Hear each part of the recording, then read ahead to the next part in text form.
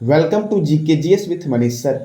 आज 20 सितंबर 2022 है और आज के जितने भी महत्वपूर्ण करंट अफेयर होंगे वो हम इस वीडियो में डिस्कस करेंगे।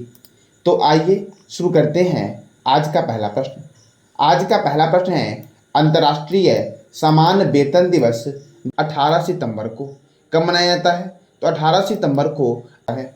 अब इस महीने में और कौन कौन से महत्वपूर्ण दिवस मनाए गए? तो विश्व नारियल दिवस 2 सितंबर, अंतर्राष्ट्रीय चैरिटी दिवस 5 सितंबर, राष्ट्रीय शिक्षक दिवस 5 सितंबर।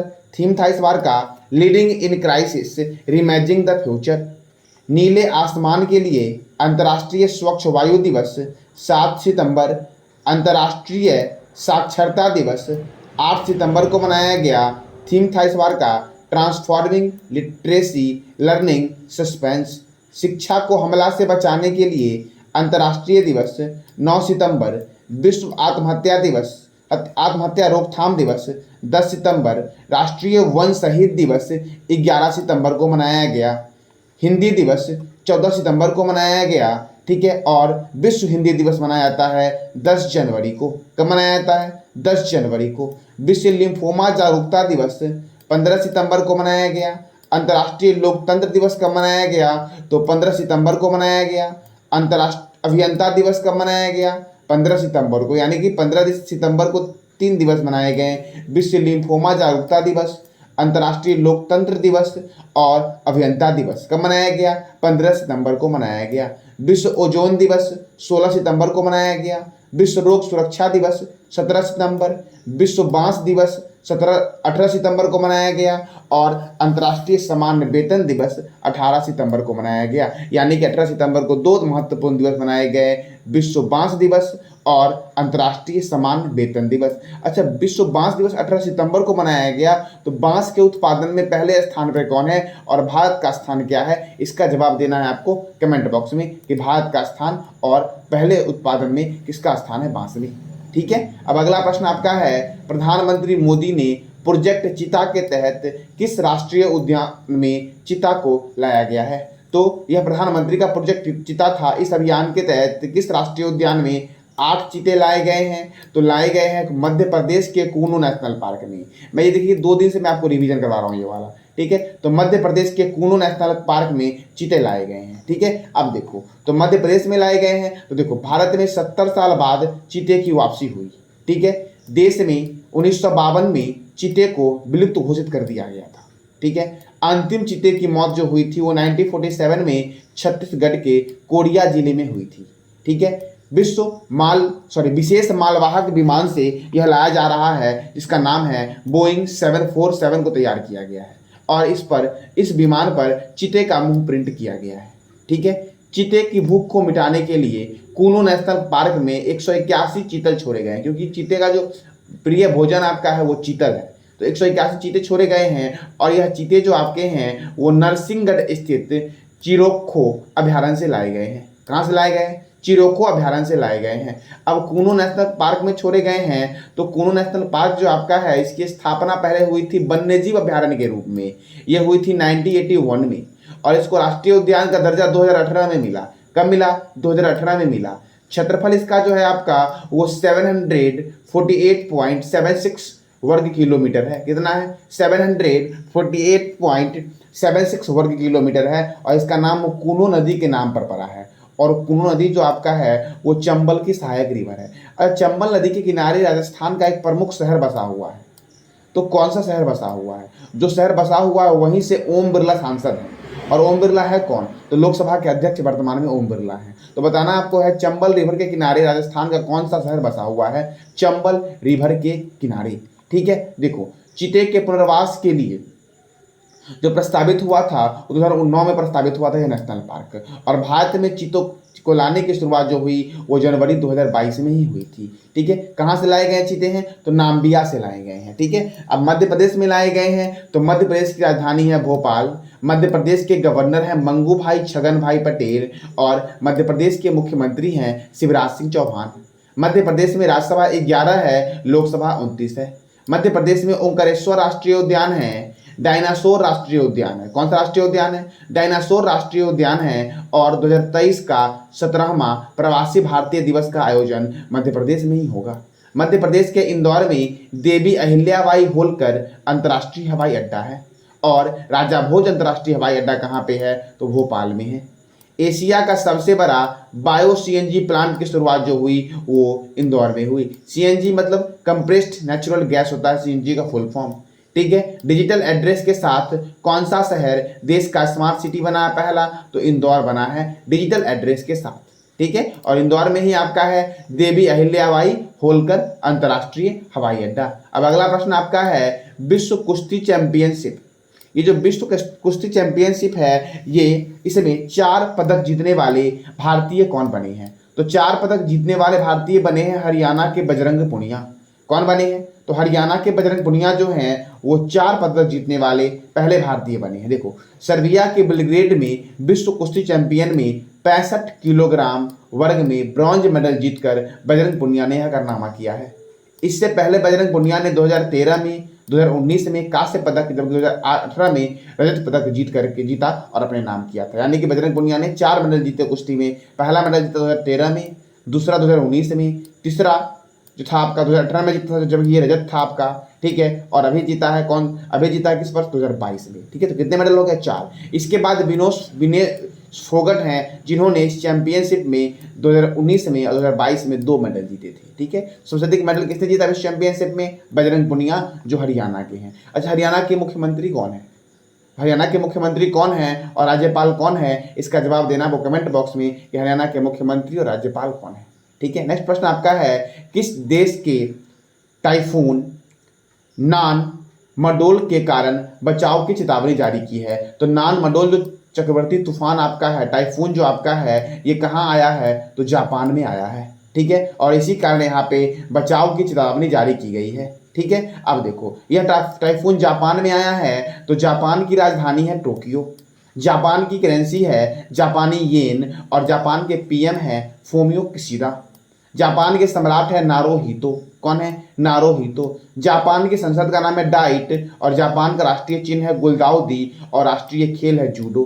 तथा यहाँ पे है इंपीरियल पैलेस। जापान के टोक्यो शहर में है इंपीरियल पैलेस। क्या है? तो इंपीरियल पैलेस। ठीक है। महिला एशिया कप 2022 का खिताब जापान ने जीता। प्रसिद्ध फैशन डिजाइनर इशी मियाके का निधन हो गया। जापान का सर्वोच्च नागरिक सम्मान है order of the rising sun और ये किसको दिया गया? तो नारायण कुमार को दिया गया order of the rising sun. ठीक है। अच्छा, मैंने कल बताया था फ्रांस का सर्वोच्च नागरिक सम्मान किसको दिया गया है? तो जवाब देना है कमेंट बॉक्स में आपको कि फ्रांस का सर्वोच्च नागरिक सम्मान किसे दिया गया है। अब अगला प्रश्न है हाल ही में बीएसएफ की पहली महिला ऊंट सवारी स्क्वाड किस देश की सीमा पर तैयार किए गए हैं? तो ये भारत और पाकिस्तान की सीमा पर तैयार किए गए हैं। अब बीएसएफ के द्वारा तैयार किया गया ऊंट सवारी महिला वाला, तो बीएसएफ बॉर्डर सिक्योरिटी फोर्स का मुख्यालय नई दिल्ली में है और इसकी स्थापना हुई 1 नवंबर 1956 को और इसके डायरेक्टर जनरल जो हैं आपके वो हैं पंकज कुमार सिंह। कौन है बीएसएफ के डीजी? कौन है? पंकज कुमार सिंह। अब देखो, महत्वपूर्ण चेयरमैन और प्रेसिडेंट हैं जो मैं आपको अभी रिवीजन करवाऊंगा। तो पहला है सीमा सुरक्षा बल, बीएसएफ के चेयरमैन है पंकज कुमार सिंह और इसकी स्थापना हुई 1956 में। केंद्रीय रिजर्व पुलिस बल के महानिदेशक अर्थात सीआरपीएफ के महानिदेशक है कुलदीप सिंह और इसकी स्थापना हुई 1939 में। भारत तिब्बत सीमा पुलिस के महानिदेशक हैं एसएल थाओ सेन और इसकी स्थापना हुई 1962 में। राष्ट्रीय क्रेडिट कोर एनसीसी के महानिदेशक हैं गुरवीरपाल सिंह और इसकी स्थापना कब हुई? तो 1948 में इसकी स्थापना हुई। ठीक है। अब आगे है आरपीएफएस रेलवे प्रोटेक्शन फोर्स के महानिदेशक है संजय चंद्रा और इसकी स्थापना हुई 1872 में। भारतीय तटरक्षक बल यानी कि इंडियन कोस्ट गार्ड के 24वें प्रमुख बने हैं बीएस पठानिया और इंडियन कोस्ट गार्ड की स्थापना हुई 1977 में। रेलवे बोर्ड के अध्यक्ष और सीईओ बने हैं बीके त्रिपाठी। कौन बने हैं? BK Tripathi. CBSE central board for secondary education के जो चेयरमैन बनी हैं वो निधि छेबर बनी हैं और सीबीएसई की स्थापना हुई थी 1929 में। अच्छा, 1928 में किसकी स्थापना हुई थी? मैं कई बार बताया 1928 में किसकी स्थापना हुई थी, तो आपको कमेंट बॉक्स में टाइप करना है कि 1928 में किसकी स्थापना हुई थी। गेल के नए चेयरमैन बने संदीप कुमार और गेल की स्थापना हुई थी 1984 में।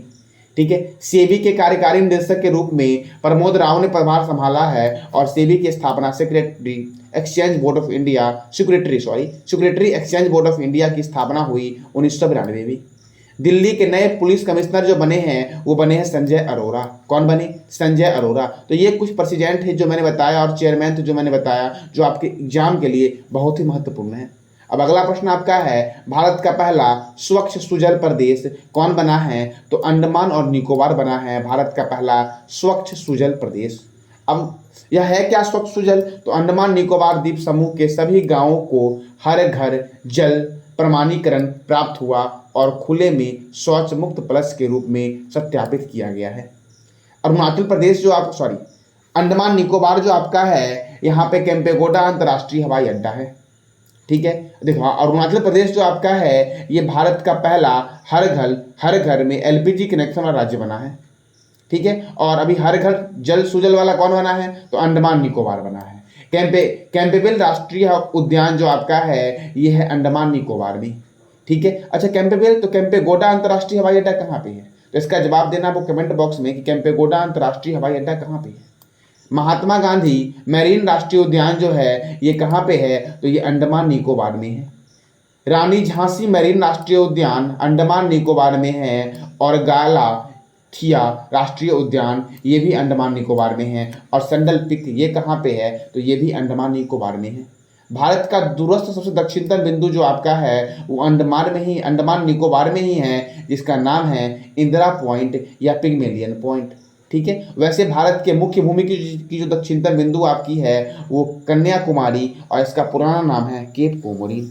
ठीक है, हाल ही में व्हाट्सएप पर भुगतान के माध्यम से फास्टैग रिचार्ज को सक्षम बनाने के लिए व्हाट्सएप ने किसके साथ भागीदारी की है? तो व्हाट्सएप ने IDFC फर्स्ट बैंक के साथ की है। किसके साथ की है? तो IDFC फर्स्ट बैंक के साथ की है। यहाँ से क्वेश्चन बनता है कि फास्टैग की शुरुआत कब हुई? तो बताना आपको है कि फास्टैग की शुरुआत कब हुई। देखो मैं बार बार आपसे इसलिए पूछता हूँ ताकि आपका रिवीजन हो सके। जितना आप रिवीजन करोगे उतना याद होगा। मैं बार बार बोलता हूँ कि जरूरी ये नहीं कि हम रोज नया 100 क्वेश्चन सीखें, जरूरी ये है कि जो हम पिछले दिन सीखे हैं वो भूले ना। इसलिए मैं बार बार आपसे पूछता हूँ और आपको इसका जवाब देना है कमेंट बॉक्स में। ठीक है, जो भी मैं पूछता हूँ। ठीक है, अब अगला प्रश्न आपका है, हाल ही में किस टीम ने अपना पहला डुरंड कप जीता है? तो ये जीता है बेंगलुरु ने। किसको हराकर जीता है? तो मुंबई को हराकर बेंगलुरु ने अपना पहला डुरंड कप जीता है। अच्छा, डुरंड कप का संबंध किस खेल से? देखो डुरंड कप का यह 121वां संस्करण था और 16 अगस्त से 18 अगस्त 2022 तक यह 3 शहर कोलकाता, गुवाहाटी और इम्फाल में 27 मैच कुल खेले गए। डुरंड कप पहली बार 1988 में आयोजित हुआ था। कब हुआ था? तो 1988 में पहली बार डुरंड कप आयोजित हुआ था। मैंने कल पूछा था आपसे, नाम्बिया की राजधानी विंडहोक में से 8 चीते लाकर भारत के किस राज्य के कूनू नेशनल पार्क में रखे जाएंगे? तो भारत के मध्य प्रदेश के कूनू नेशनल पार्क में रखे जाएंगे। ठीक है, अभी मैंने रिवीजन करवाया था कुछ देर पहले, फिर से करवा रहा हूँ। भारत में 70 साल बाद चीते की वापसी होगी।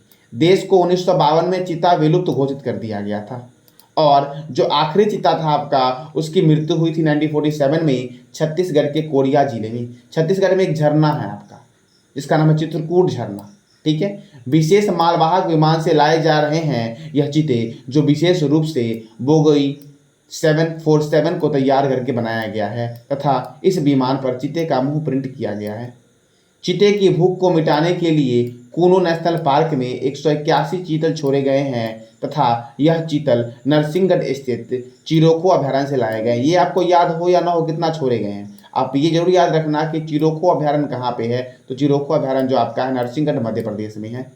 ठीक है, अब कूनू नेशनल पार्क में छोड़े गए हैं तो कूनू नेशनल पार्क जो आपका है इसको वन्यजीव अभयारण्य 1981 में स्थापित किया गया था और राष्ट्रीय पार्क के रूप में इसको दर्जा दिया गया था 2018 में।